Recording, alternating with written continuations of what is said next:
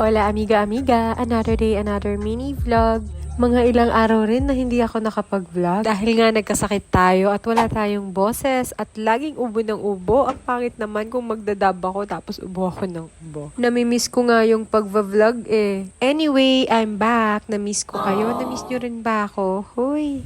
2 araw na lang at magtatrabaho na ulit tayo. Kaya tara, samahan niyo muna kami mag-window shopping ni Habi. Kasi nga, yung aming lumang tent, ibibenta na namin at maghahanap kami kung anong magandang tent na bilhin. Okay na okay pa naman yung tent namin. Gustong-gusto ko nga yun dahil ang lambot kapag hinihigaan. Kakabili nga rin lang ni Habi na waterproof na bag. Kaso hindi namin alam, sobrang pahirapan pala ang pagtanggal at pagpasok. Nagkakalyo pa nga kami. Syempre kapag camping gusto natin madaling iayos or madaling tanggalin. Eh yun, sobrang tagal na aabutan kami ng half an hour. Ang rami na nga tindahan na pinuntahan namin ni Habi. Lahat na pinuntahan namin pero wala pa rin kaming nahanap kung anong magandang tent na bilhin.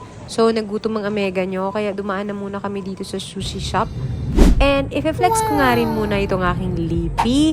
Nag-sale nga yung Revlon at ayan, super nice nga nito at hindi nga ako gumagamit ng lip gloss. First time kong gumamit ng lip gloss. Napakaganda pala. And yung kulay, kasing kulay lang siya ng lips ko. And pauwi na rin pala kami. Mag-aalas 3 na. Medyo gutom na yung amega nyo. Kaya pagdating ko ng bahay, kumain agad ako.